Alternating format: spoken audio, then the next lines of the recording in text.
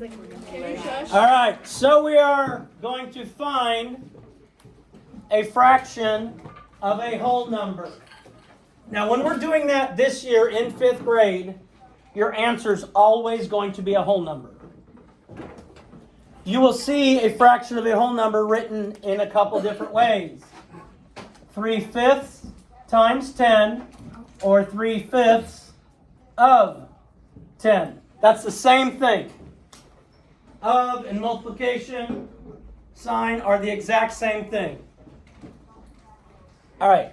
One of the ways we're going to do it is we're going to find parts of a group. Find parts of a group. The denominator tells me how many groups I need. So I need 5 groups. So 1 group, 2 groups, 3 groups, 4 groups, 5 groups. Each of these is a group. Now I have my 5 groups. I need to divide my whole number among those groups. So I need to have 10 with the same amount in each group. Because this year we're not going to have fractions. And when we multiply a fraction and a whole number. So, the denominator tells me how many groups. The whole number tells me how many we're going to divide among those groups. And the numerator is going to tell me how many groups we're looking at. And we're looking at 3 groups. So 3/5 times 10 is 6. Because there are a total of 6 groups. Another way we might see this is in a bar model. So if we want 3/5 of 10, we might have a bar model divided into 5 equal pieces, because we have 5 groups. 1, 2, 3, 4, 5. We have 5 groups, and it needs to equal a total of 10. We need to equal a total of 10. So how many goes in each group?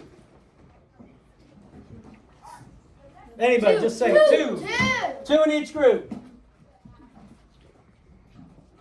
And it's looking for 3 of the groups. 3 of the groups, which the same way is 6. Another way you might see it, if I were going to use the standard algorithm. The standard algorithm, if you know your letters of the alphabet, it's pretty easy, because with the standard algorithm, we take the whole number divided by the denominator and multiply the numerator. So if we look at this problem, the whole number is what? The whole number, the one that's not a fraction. 3 is a numerator. 10 is the one that's not a fraction. Divided by, my denominator is 5. Multiplied, my numerator is 3. 10 divided by 5 is 2.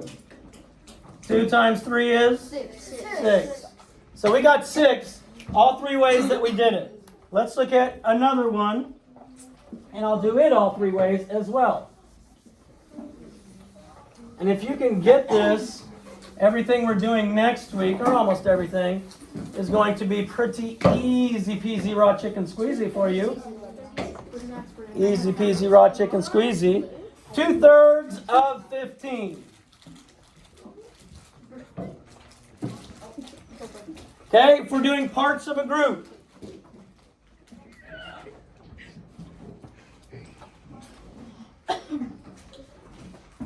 How many groups am I going to have for parts of a group? 2. The denominator tells me how many groups? 3. So I'm going to have 3 groups. And I need to divide what among those 3 groups? 15. 6, 7, 8, 9, 10, 11, 12, 13, 14, 15. Each one of these is a group. And how many groups am I counting? 3. Y'all are killing me. 2. I'm counting 2 of the 3 groups because that's what it asks me to do. Bar model. 2/3 of 15. I have 3 groups just like I did there. The total for the 3 groups needs to be 15. How much is in each group? 2, 3, 5. You're not even thinking. All 3 of these need to add up to 15. 5. And I'm looking for 2 of the groups. So my answer is 10. The standard algorithm, where I have 2/3 of 15, I have the whole number multiplied by or divided by the denominator multiplied by the numerator. The whole number, and I'll just say it so I don't have to listen to you guys say all the numbers. The whole number is 15 because it's not a fraction, that's why it's a whole number. Divided by the denominator, which is 3, multiplied by the numerator, which is 2. 15 divided by 3 is 5. 5 times 2 is 10. There are other ways, but these are the main ways we're going to see for next week. The main ways you're going to be responsible of doing. Now, obviously, we're going to have to do it in problem solving. They may give you a picture and you have to identify it. But if you can do these 3 ways, it's easy peasy, raw chicken squeezy. One other way, let me show you this. Because if you get to where your answers might be fractions, they're not fractions this year. But another way we do it is 2/3 times 15. I can turn 15 into a fraction that equals 15. So I can do 2/3 times 15 over 1. Because 15 over 1 equals 15. Anything over 1 equals itself. 9 over 1 equals 9. 12 over 1 equals 12. And if I've got 2/3 times 15, I get, when I multiply fractions, I go straight across. Way easier than adding and subtracting. I don't need a common denominator.